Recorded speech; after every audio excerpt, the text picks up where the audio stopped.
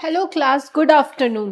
Welcome to Hajela IAS. Hajela IAS की newspaper से प्रश्न पत्र तक की सीरीज में आप सबका स्वागत है। आज है डेट 29 ऑफ जनवरी। हम स्टार्ट करते हैं अपना सेशन।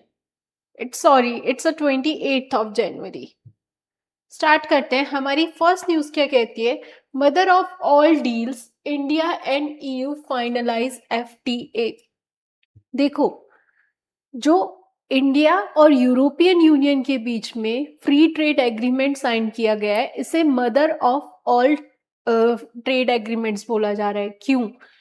बिकॉज ईयू अपने आप में एक बहुत बड़ा इकोनॉमिक ब्लॉक है। इसमें है अप्रोक्स 27 कंट्रीज, और हम एक साथ 27 कंट्रीज के साथ नेगोशिएट कर रहे हैं, या अब नेगोशिएशन कंप्लीट हो चुका है, फाइनलाइज हो गई हैं चीज़ें कि अब एग्रीमेंट दोनों कंट्रीज के बीच में साइन हो गया है। ठीक है, अब अगर देखो, पहली चीज टाइम के अकॉर्डिंग देखा जाए तो ये फ्री ट्रेड एग्रीमेंट हमने नेगोशिएशन स्टार्ट्स किए थे 2007 से, और हमें कंप्लीट करते करते 2026 हो गया।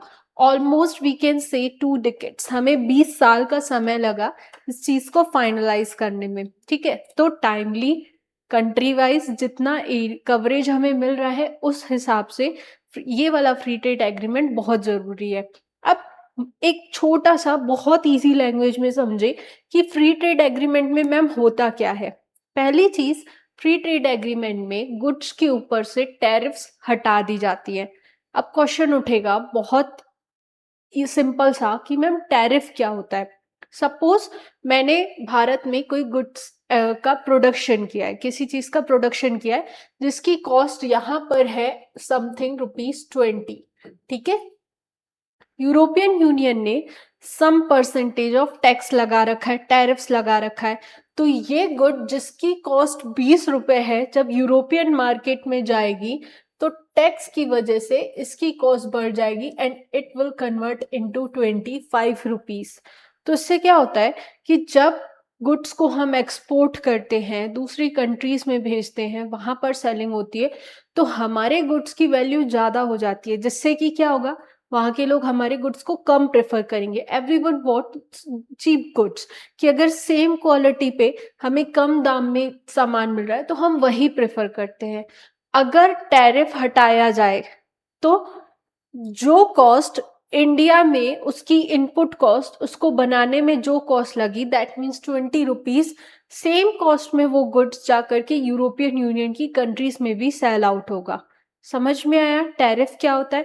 मतलब कि जो एक्स्ट्रा अमाउंट किसी गुड्स के ऊपर गवर्नमेंट इम्पोज करती है क्योंकि वो किसी दूसरी कंट्री से आया रहता है, that is known as tariff. And free trade agreements में टैरिफ्स को हटाया गया है। ठीक है, अब क्वेश्चन उठेगा, मैम एक बात बताइए, आप इसको बोल रहे हो इतना बड़ा एग्रीमेंट, इतनी 27 कंट्रीज के साथ हमने साइन किया है, तो क्या हमने अपने मार्केट को पूरा ओपन कर दिया है? The answer is no. यहीं पे है प्रीलिम्स ट्रैप। एक चीज समझना, फ्री ट्रेड एग्रीमेंट्स में हम पूरा मार्केट कभी भी नहीं ओपन अप करते। कुछ सेंसिटिव एरियाज रहते हैं जिसमें गवर्नमेंट प्रोटेक्शन देती है।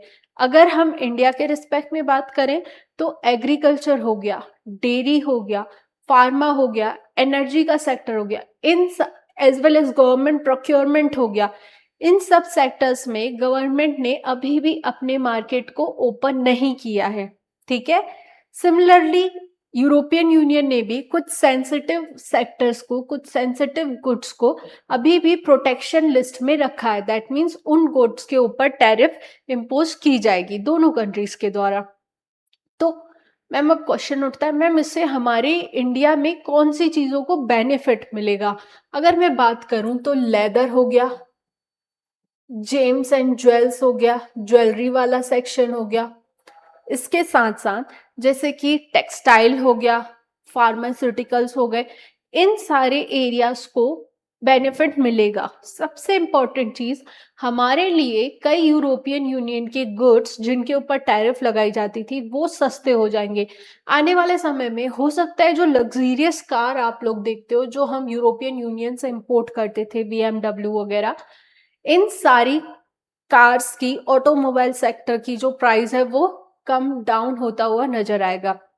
साथ के साथ वाइन्स, जिसमें यूरोपियन यूनियन काफी ज्यादा फेमस है, उन वाइन्स से भी टैरिफ हटा दिया गया है।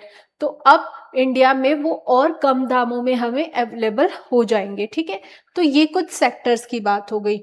अगर हम ओवरऑल बात करें कि मैम हमने साइन किया, हमें इससे बेनिफिट क्या होगा, हमारी कंट्री को इससे क्या फायदा, तो पहला चीज, अगर पहले फायदे की बात की जाए इस एफटीए एग्रीमेंट से, it will boost our export. हमारा एक्सपोर्ट सेक्टर बूस्ट होगा। ठीक है, फिर बूस्ट होने के साथ साथ मैन्युफैक्चरिंग सेक्टर में भी ग्रोथ आएगी। ठीक है, मैन्युफैक्चरिंग, ऑब्वियस सी बात है, कोई भी कंट्री से गुड्स का प्रोडक्शन, गुड्स का मैन्युफैक्चरिंग क्यों करती है, जब उसकी सेलिंग हो, जब हमारे लिए मार्केट ओपन अप होगा, जब हमारी गुड्स को प्रेफरेंस मिलेगा, लोग खरीदेंगे, तो ऑब्वियस सी बात है हमें उनका प्रोडक्शन करना ही पड़ेगा। और प्रोडक्शन करना दैट मीन्स मैन्युफैक्चरिंग को बढ़ाना। ठीक है, उसके बाद तीसरा, नए नए एम्प्लॉयमेंट जनरेशन होगा।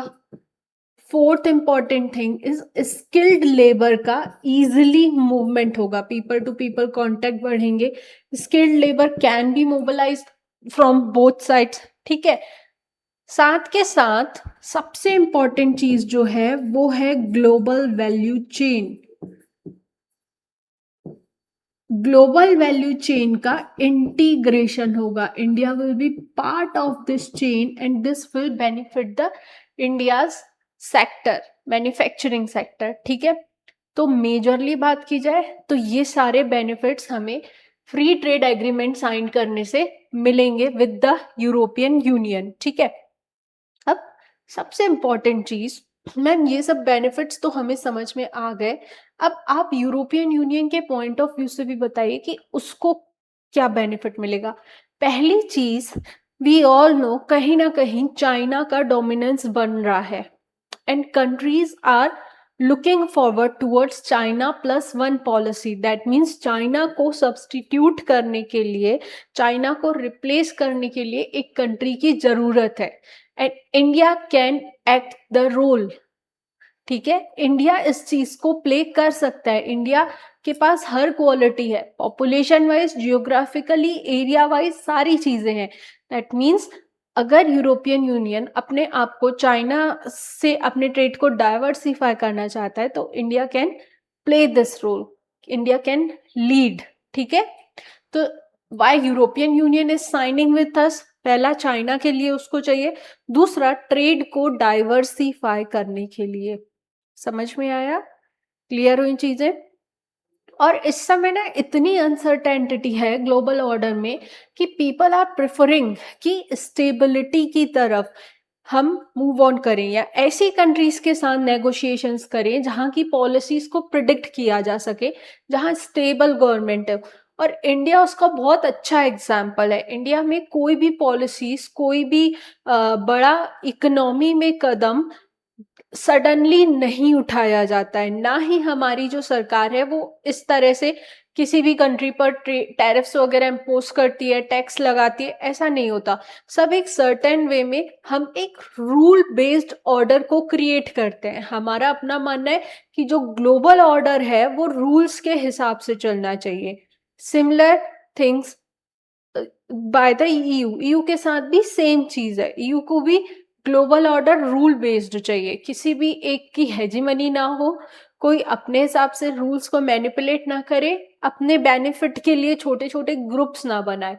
और इंडिया का भी यही मानना है, इसलिए दोनों कंट्रीज आपस में फ्री ट्रेड एग्रीमेंट कर रही हैं। And most important thing, India के लिए, इंडिया ने यूरोपियन यूनियन के लिए approx 97.5% of the basket of goods में से टैरिफ्स हटा दिया है। सिमिलरली यूरोपियन यूनियन ने भी हमारे 99.5% बास्केट ऑफ द गुड्स से टैरिफ को हटा दिया है। अब कुछ इंपॉर्टेंट चीजें, जैसे कि it does not include item such as chicken and rice. That means agricultural items जो अगर हम हमारे एग्रीकल्चर सेक्टर को ओपन कर देंगे तो ऑब्वियस सी बात है हमारे फार्मर्स अभी इतने कॉम्पिटिटिव नहीं है। ना तो यील्ड को लेकर के, ना तो क्वालिटी को लेकर के। And we all know European Union में quality matters a lot, they want quality product, ठीक है। तो अगर हमने एग्रीकल्चरल मार्केट को ओपन कर दिया and they start dumping their goods in India, तो उससे क्या होगा, हमारे डोमेस्टिक मार्केट, हमारे डोमेस्टिक मैन्युफैक्चरर्स और जो फ्रंट लाइन वर्कर्स हैं, फार्मर्स वगैरह, उन्हें निगेटिव इम्पैक्ट पड़ेगा। और हम ऐसे कोई भी डील साइन नहीं करते हैं जिससे कि हमारे फार्मर्स को निगेटिव इम्पैक्ट पड़े या इंडिया के वो बेनिफिट, इंडिया के लिए वो बेनिफिशियल सिचुएशन ना क्रिएट हो, ठीक है। तो पहला चीज, हमने एग्रीकल्चरल सेक्टर को अभी भी 100% ओपन नहीं किया है अकॉर्डिंग टू अवर चॉइसेस, कि जहां हमें बेनिफिट लगेगा वो सेक्टर हमने ओपन किया है, जहां पे हमें हमारे लोकल लोगों को, डोमेस्टिक मार्केट को प्रोटेक्शन प्रोवाइड करनी है, वहां पर हमने प्रोटेक्शन दी है, ठीक है। Second thing, no agreement on government procurement on energy and raw materials. Raw materials और एनर्जी जो कि गवर्नमेंट प्रोक्योर करती है, उसके रिगार्डिंग भी हमने कोई डील साइन नहीं की है, they are out of the box. Third thing is a sustainable development chapter. We all know European Union का कार्बन एमिशन टैक्स जो है, या लेबर लॉस जो है, या क्लाइमेट चेंज को लेकर के जिस हिसाब से स्ट्रिक्ट पॉलिसीज पर यूरोपियन यूनियन काम करता है, इसलिए सस्टेनेबल डेवलपमेंट वाले चैप्टर में हमने यूरोपियन यूनियन के साथ एग्रीमेंट साइन नहीं किया है। द रीजन बीइंग, हमें सेफ प्ले करना है। अगर हमने इस चीज को अप्लाई किया तो ये फ्री ट्रेड एग्रीमेंट हमारे लिए बेनिफिशियल साबित नहीं होगा। Then agreement on geographical indications, GI tagged जो थिंग्स हैं उनको भी एफटीए से बाहर रखा गया है। कुछ इंपॉर्टेंट चीजें जिसपे benefit, how does it will benefit EU? First thing is tariffs removed or cut on 90% of EU goods, that means 99.5%, जो एग्जैक्ट डेटा मैंने बताया। वाइन ड्यूटीज पर हमने कट किया है टैरिफ, कार टैरिफ्स पर कट किया है, एयरबस एयरक्राफ्ट प्रोसेस्ड फूड पर भी टैरिफ कट किया गया है, and most machinery and pharmaceutical products पर तो 0% टैरिफ इम्पोज किया गया है। दैट मीन्स इन सेक्टर्स में हम ओपन कर रहे हैं अपने मार्केट को for the European Union. Clear है। सिमिलरली इंडिया के लिए कैसे बेनिफिट होगा, skilled Indian workers can work. Then जो बॉर्डर टैक्स लगता था, या leather, textile, gems and spices, इन सबको ड्यूटी फ्री कर दिया गया है यूरोपियन यूनियन में, ठीक है। मतलब दैट मीन्स उन 27 कंट्रीज के ग्रुप में अब हमारे गुड्स कैन फ्रीली गो, और उस हिसाब से उनकी प्राइस भी कम होगी and people will prefer, this will boost our exports, and directly for the boosting of exports we need manufacturing, that means manufacturing भी हमारी इंप्रूव होगी। क्लियर है, इतना समझ में आया क्यों हमारे लिए यूरोपियन यूनियन के साथ फ्री ट्रेड एग्रीमेंट इंपॉर्टेंट है। एंड लिख कर ले लो, ये एग्जाम में आने वाला है, चाहे प्रीलिम्स में आए चाहे मेंस में आए, but you will see a question from this free trade agreement in your exams. और ट्रैक यहीं पे होगा कि कौन कौन से गुड्स को लिस्ट से बाहर रखा गया है, कौन कौन से गुड्स को लिस्ट में लिखा गया है, या फिर क्या हमने अपने मार्केट को 100% ओपन अप कर दिया है। क्लियर है इतना? Can we go ahead? अगर कोई डाउट हो तो आप कमेंट सेक्शन में पूछो, अदरवाइज आगे चलते हैं। I am waiting for a second, फटाफट से डाउट पूछ लो अपने।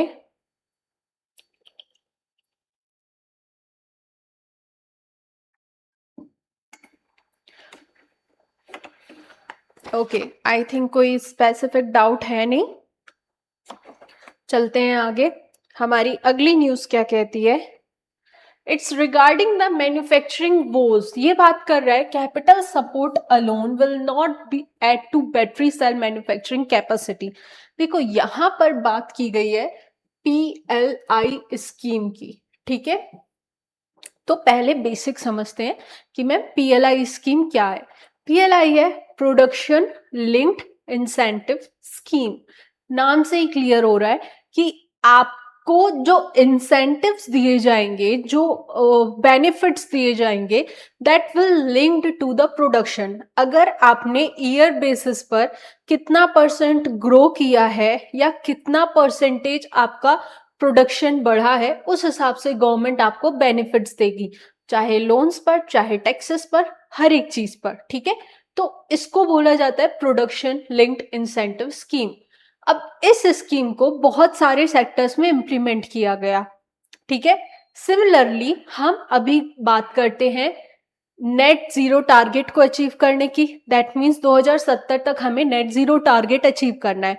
उसके लिए हमने टारगेट सेट किया है कि हमें 2030 तक कितना एमिशन लेवल सेट करना है। सिमिलरली रिन्यूएबल एनर्जी से हमें certain percentage of energy produce करनी है, तो उसके लिए हमें चाहिए होंगे cells. India quest to install 500 gigawatt non fossil fuel capacity by 2030। ठीक है, हम बात कर रहे हैं 2030 तक हम 5000 gigawatt energy non fossil fuels, that means renewable energy sources से प्रोड्यूस करेंगे। उसमें से मेजर हमारे पास क्या है? Solar energy. सोलर एनर्जी से प्रोडक्शन करने के लिए हमें जरूरत पड़ती है सेल्स की, सोलर सेल्स की, जिसमें हम यूज करते हैं सिलिकॉन चिप्स को, वेफर्स को सोलर सेल को बनाने के लिए। अब दिक्कत ये आ रही है कि जरूरी नहीं है कि पीएलआई स्कीम ने अगर दूसरे सेक्टर्स में बेहतर परफॉर्म किया है, फॉर एग्जाम्पल पीएलआई स्कीम का सबसे अच्छा सक्सेस रेट मिला है हमें टेलीकॉम सेक्टर में। India approx 99% of the telephones manufacture कर रहा है भारत में ही। ठीक है, इस सेक्टर में पीएलआई स्कीम ने वर्क किया, हमें आउटकम मिला। But remember one thing, one size fits all का कॉन्सेप्ट नहीं होता है। अगर पीएलआई स्कीम टेलीकॉम सेक्टर के लिए अच्छी साबित हो गई, दैट डजंट मीन कि हमारा जो सेल वाला सेक्शन है या जो सेल की हमें प्रोडक्शन करनी है, उस पर भी ये स्कीम काम करेगी। ये जो एडिटोरियल है ये यही बता रहा है कि सिर्फ अगर आप किसी सेक्टर में कैपिटल इन्वेस्ट कर दे रहे हो, दैट मीन्स आप उस सेक्टर में पैसा डाल दे रहे हो, तो जरूरी नहीं है कि वहां से आपको आउटकम मिलेगा ही मिलेगा। उसमें किस चीज की रिक्वायरमेंट, क्या प्रॉब्लम हो रही है, आपको पहले वो समझना पड़ेगा। उस हिसाब से आप फिर उसमें स्कीम्स लॉन्च करो। जैसे अगर इस सेक्टर की बात करूं, यहां पर प्रॉब्लम आ रही है डाउनस्ट्रीम एंड अपस्ट्रीम की। ठीक है, अपस्ट्रीम मतलब की होता है कि जब हम रॉ मटेरियल्स को प्रोसेस करना, मतलब इनिशियल स्टेज का। ठीक है, अपस्ट्रीम मतलब कि जब हम सपोज अगर क्रूड ऑयल की बात करें तो ऐसी अपस्ट्रीम में एक्टिविटीज को इंक्लूड किया जाएगा जैसे कि क्रूड ऑयल को निकालना। ठीक है, तो वैसे ही अगर हम सेल की मैन्युफैक्चरिंग की बात करें तो अपस्ट्रीम लेवल पर जिन मिनरल्स का, जिन मेटल्स का, जिन सेमीकंडक्टर्स का, चिप्स का, वेफर्स का हमें जरूरत है, वो हमारे पास अवेलेबल नहीं है। मतलब कि इंडिया अपस्ट्रीम सेक्टर में बैक कर रहा है, जबकि इंडिया में उन चीजों की असेंबलिंग, अगर गुड्स अवेलेबल हैं, अगर कंपोनेंट्स अवेलेबल हैं, तो हम उन्हें असेंबल करके अच्छे से प्रिपेयर करके मार्केट में दे सकते हैं। ठीक है, that means down stream level अच्छा परफॉर्म कर रहा है, बट अप स्ट्रीम में हम पीछे हैं। तो प्रोडक्शन लिंक्ड इंसेंटिव स्कीम कहाँ काम करेगी? जब पूरी चेन अवेलेबल है, दैट मीन्स हमारे पास रॉ मटेरियल भी अवेलेबल है, प्लस साथ के साथ उसकी असेंबलिंग भी अच्छे से कर रही है, तब जाकर के आप चीजों का प्रोडक्शन करोगे, उसकी सेलिंग बढ़ेगी और प्रोडक्शन का year on year basis growth होगा, तो आपके लिए पीएलआई स्कीम काम करेगी। ठीक है, तो ये एडिटोरियल यही बात कर रहा है कि सिर्फ कैपिटल को इन्वेस्ट करने से हम ये नहीं प्रिडिक्ट कर सकते हैं कि द स्कीम विल वर्क, या जो इंसेंटिव गवर्नमेंट प्रोवाइड कर रही है that will work. We need to understand the challenges. हर एक सेक्टर के अपने चैलेंजेस हैं, उन चैलेंजेस को समझो, उस हिसाब से जिस चीज की रिक्वायरमेंट है उसको प्रोवाइड करो। जैसे कि अगर सोलर सेल की बात करें तो हमें रिक्वायरमेंट है रॉ मटेरियल्स की, असेंबली का काम हम कर लेंगे, but we don't have enough sources जहां से हम रॉ मटेरियल्स को कलेक्ट कर सके। ठीक है। सो research and development, diversify your chain, जहां से आप सेमीकंडक्टर्स को इंपोर्ट कर सको और उसके बाद उसको असेंबली करके उसके बाद प्रोडक्शन को इनहेंस करो। क्लियर है इतना? इस टॉपिक से कोई डाउट, कोई क्वेरी, क्वेश्चन तो पूछो, अदरवाइज आगे चलें।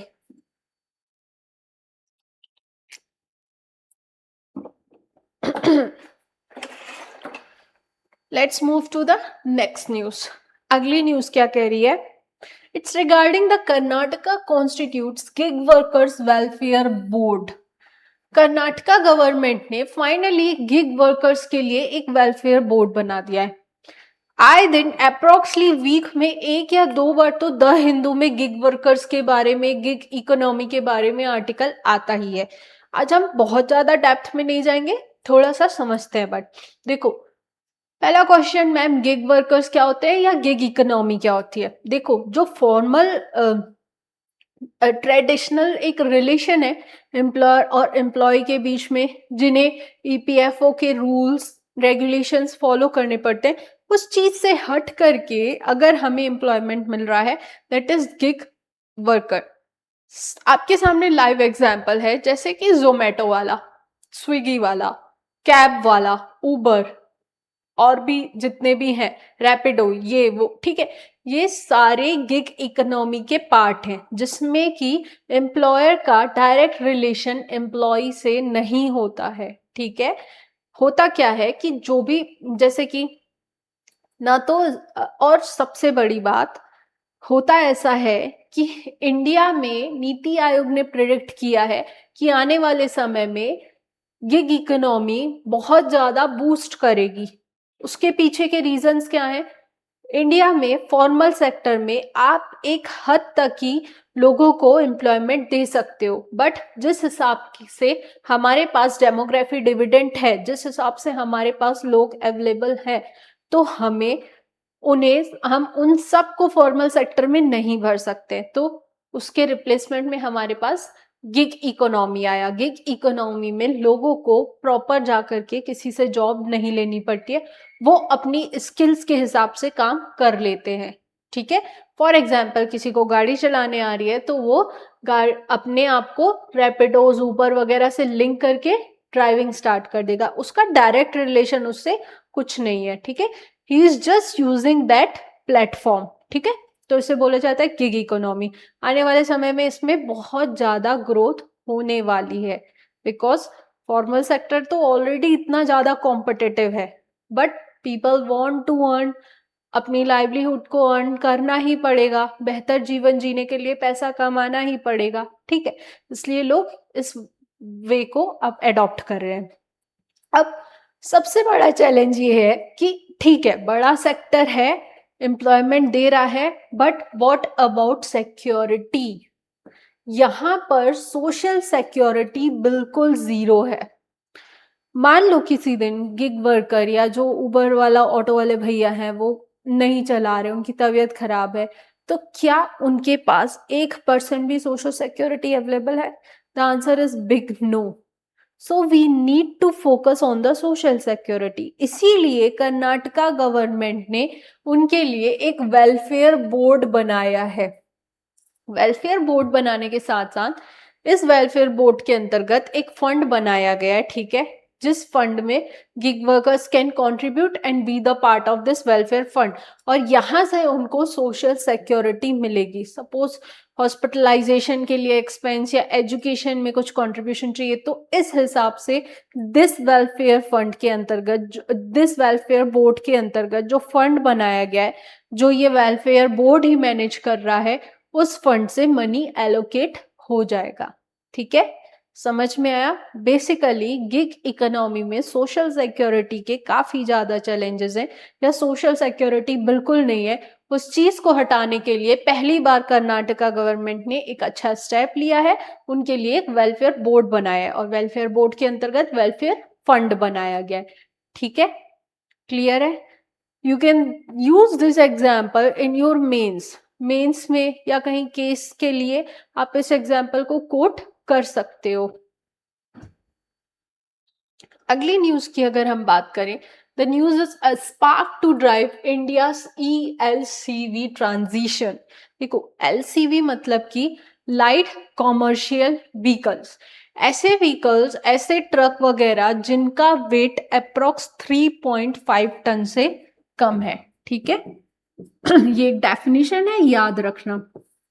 अब इंडिया की जो कॉमर्शियल एक्टिविटीज है, majority of the approx we can consider 45 to 50% जो कॉमर्शियल एक्टिविटीज हैं वो इन लाइट कॉमर्शियल व्हीकल्स के द्वारा ही की जा रही हैं। इजी लैंग्वेज में बोलूं तो छोटे ट्रक्स होते हैं, ठीक है, वही गुड्स को एक जगह से दूसरी जगह ले जा रहे हैं। एग्री? बट क्या वो ट्रांजिशन को अडॉप्ट कर रहे हैं? ट्रांजिशन कौन सा? क्लीन एनर्जी वाला। हमने मोबिलिटी के सेक्टर में, ट्रांसपोर्ट के सेक्टर में, ऑटोमोबाइल के सेक्टर में इलेक्ट्रिफिकेशन को इंट्रोड्यूस किया है। हमारे पास आजकल ई-व्हीकल्स हैं, बैटरी से चलने वाली गाड़ियां हैं, बैटरी से चलने वाली कार है। बट इस सेक्टर में we have only 2% of penetration. अभी भी ये सेक्टर बहुत लैग कर रहा है। ठीक है, चाहे कितना ही अपन इलेक्ट्रिफिकेशन कर रहे हैं बट स्टिल ट्रांसपोर्ट में 40 to 45% ये व्हीकल्स रन होते हैं, हमारे गुड्स को एक जगह से दूसरी जगह पहुंचाते हैं, बट हम इसमें इलेक्ट्रिफिकेशन को जस्ट 2% ही देख पा रहे हैं। अब क्वेश्चन उठेगा, मैम वाई, क्या रीजन है? पहला चीज, इन व्हीकल्स की कॉस्ट होती है हैवी, ठीक है, कॉस्टली होते हैं। दूसरा, जो भी मैन्युफैक्चरर है अगर वो इलेक्ट्रिफिकेशन को इंट्रोड्यूस कर रहा है दैट मीन्स वो उठाएगा रिस्क कि क्या मेरा जो इलेक्ट्रिकली डेवलप्ड व्हीकल है वो मार्केट में सस्टेन कर पाएगा या नहीं। तो ऐसे में जो मैन्युफैक्चरर है वो भी इनोवेशन नहीं लाना चाहता है। एक तो कॉस्ट हैवी है, दूसरी लोग कम प्रेफर करते हैं। ठीक है, ऑब्वियस सी बात है, आप एक बार शहर में आने जाने के लिए स्कूटी ले लोगे, कार ले लोगे, बट जो हैवी व्हीकल्स का ट्रेड करते हैं वो ऑलरेडी सक्सेसफुल व्हीकल्स पर ही इन्वेस्टमेंट करेंगे ना, बड़े बड़े ट्रक्स पर ही इन्वेस्टमेंट करेंगे ना, जो सक्सेस हैं, जो रोड्स में चल रहे हैं, जो बेहतर कनेक्टिविटी दे सक रहे हैं, जिनका आउटकम श्योर है। कोई भी पर्सन बड़े अमाउंट को रिस्की एरिया में इन्वेस्ट नहीं करना चाहता है ना। सो द आंसर, अगर हम इस टॉपिक को देखें तो इस टॉपिक में लाइट कॉमर्शियल व्हीकल्स में ब्यूरो ऑफ एनर्जी एफिशिएंसी ने रिसेंटली कुछ अमेंडमेंट्स लाए। उन्होंने कहा कि 2027 से 2032 तक का टाइम पीरियड है, आपको अपने कार्बन एमिशन लेवल को चेक करना है। कार्बन एमिशन जो हो रहा है आपके व्हीकल से उसे कम करना है। So there are high chances कि इस सेक्टर में भी हमें इलेक्ट्रिफिकेशन नजर आ सकता है। ठीक है, हमें इस आर्टिकल से इतना ही समझना था कि लाइट कॉमर्शियल व्हीकल्स क्या होते हैं, कितना % पेनिट्रेशन है, क्यों, क्या रिस्क है, या क्यों इतना कम इलेक्ट्रिफिकेशन दिख रहा है, और अब हम आगे क्या कर सकते हैं। नेक्स्ट न्यूज की अगर हम बात करें, place in electoral roll is a qualified right, poll body says in supreme court. देखो यहाँ पर 3-4 आर्टिकल्स। पहला आर्टिकल 324 जिसमें इलेक्शन कमीशन ऑफ इंडिया के बारे में बताया गया है, जिससे free fair and elections, timely elections conduct करवाने हैं। Then article 326 that talks about the universal adult suffrage. ठीक है, अब समझते हैं। देखो recently election commission of India ने एक प्रोसेस की that is known as SIR, special intensive revision, जिसमें इलेक्शन कमीशन ऑफ इंडिया ने अपने इलेक्टोरल रोल्स को रिवाइज किया। रीजन क्यों रिवाइज किया मैम? इंडिया में है डेमोक्रेसी, और डेमोक्रेसी का मतलब सिर्फ इलेक्शंस कंडक्ट करवाना नहीं होता। डेमोक्रेसी मतलब कि elections should be free and fair. अगर हमें फेयर इलेक्शंस करने हैं दैट मीन्स हमारा electoral roll should be fair. That means वहां से इलेक्शन कमीशन को डुप्लीकेट एंट्रीज को हटाना है, पहला चीज। दूसरा, जो डेड लोग अभी भी इंक्लूडेड है इलेक्टोरल रोल्स में, उन्हें भी हटाना है, ठीक है। तो इस प्रोसेस को करने के लिए इलेक्शन कमीशन करती है SIR। अब स्पेशल इंटेंसिव रिवीजन किया गया, कुछ लोगों के नाम इलेक्टोरल रोल से हट गए। उन लोगों ने जाकर के सुप्रीम कोर्ट में अपील की कि सर, हमारा अधिकार है, we have right to vote, how can we be removed from the electoral rolls. तब इलेक्शन कमीशन ने कहा कि right to vote is a qualified right. अब सबसे इंपॉर्टेंट चीज जो उठती है, मैम ये क्वालिफाइड राइट और एब्सोल्यूट राइट क्या होते हैं?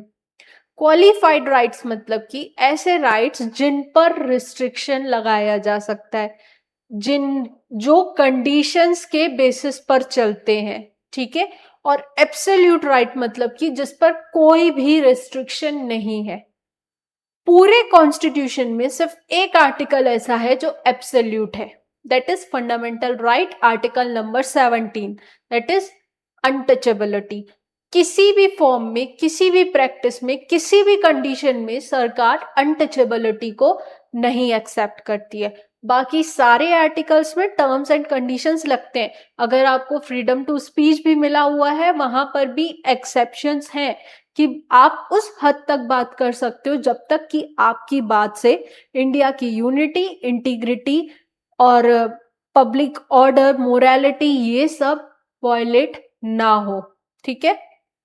सिमिलरली हर राइट के पीछे कुछ ना कुछ कंडीशंस होती हैं। अब बात अगर हम करें राइट टू वोट की, तो ये फंडामेंटल राइट नहीं है। सबसे इंपॉर्टेंट चीज, ज्योति बसु 1954 में एक केस आया था। इस केस में सुप्रीम कोर्ट ने कहा कि right to vote is a statutory right, that means representation of people's act 1950 से हमें ये राइट मिला हुआ है, राइट टू वोट, वो भी क्वालिफाइड। दैट मीन्स अगर इलेक्शन कमीशन ऑफ इंडिया चाहे या किसी लॉ के तहत आपके इस राइट को वेरीफाई कर सकते हैं। सिमिलरली अभी क्या हो रहा है, वोटर्स का वेरिफिकेशन हो रहा है कि वो इलेक्टोरल रोल में आने के लिए वेरीफाइड है या नहीं, ठीक है। ये चीज इतनी क्लियर हुई, यहां तक इलेक्शन कमीशन ऑफ इंडिया गलत नहीं है। बट जब बात आ रही है सिटीजनशिप की, वहां पर इलेक्शन कमीशन ऑफ इंडिया गलत है, या ऐसे कह सकते गलत या सही हम नहीं है डिसाइड करने वाले। हम सिर्फ इतना बोल सकते हैं कि वो अपने जुरिस्डिक्शन से बाहर जा रहा है। सिटीजनशिप पर जो रूल्स बनाए जाते हैं, जो रेगुलेशंस आते हैं, वो पार्लियामेंट का एम्बिट है। मतलब कि पार्लियामेंट डिसाइड करती है कि किस हिसाब से किसी को सिटीजनशिप देनी है, किस हिसाब से किसी की सिटीजनशिप को टर्मिनेट करना है। और इसमें काम करती है मिनिस्ट्री ऑफ होम अफेयर्स। यहाँ पर इलेक्शन कमीशन ऑफ इंडिया का रोल बहुत लिमिटेड। सिटीजनशिप को डिसाइड करने के लिए तो इलेक्शन कमीशन ऑफ इंडिया का रोल है ही नहीं। सो अगर आप इलेक्टोरल रोल से लोगों के नाम को हटा रहे हो, that doesn't mean you are deciding the citizenship of any resident of India, ठीक है। You are just verifying that citizen either he is capable of voting और नॉट। इतना सा बस समझ में आया। तो ये क्या बात किया जा रहा है, place in electoral roll is a qualified right. समझ में आया कि ऐसे राइट्स जिनको कंडीशंस के बेसिस पर दिया जाता है, that is not absolute. Absolute सिर्फ एक है, अनटचेबिलिटी। किसी भी फॉर्म में अनटचेबिलिटी नहीं होती, that is article number 17 of Indian constitution, that is part of the fundamental right. इतना क्लियर है? यहां तक कोई डाउट? अगर कोई डाउट है तो आप पूछिए, अदरवाइज आगे चलें हम। ज्योति बसु वाला केस 1982 में आया था, ठीक है, इस चीज को नोट कर लेना। शायद मैंने फ्लो में 1952 या 54 बोला है, बट इट्स 1982। क्लियर? सो अगर हम कंक्लूड करें कि मैम हमने आज क्या क्या पढ़ा, तो पहला चीज हमने पढ़ा यूरोपियन यूनियन और एफटीए के बीच, यूरोपियन यूनियन और इंडिया के बीच में जो एफटीए साइन हुआ है, ठीक है। याद रखना कि ये स्टार्ट हुआ था 2007 से, जिसे फाइनलाइज किया गया 2026 में। दूसरा इंपॉर्टेंट चीज हमने पढ़ा गिग वर्कर्स के बारे में। तीसरा इंपॉर्टेंट चीज हमने पढ़ा क्वालिफाइड राइट्स क्या होते हैं। चौथा इंपॉर्टेंट चीज हमने पढ़ा regarding the light commercial vehicles कि इसमें इलेक्ट्रिफिकेशन क्यों नहीं है, या अब चांसेस कैसे बन सकते हैं इलेक्ट्रिफिकेशन इंट्रोड्यूस होने के। ठीक है, इतना क्लियर है? Okay, thank you so much. आज के लिए इतना ही, मिलते हैं अगली क्लास में।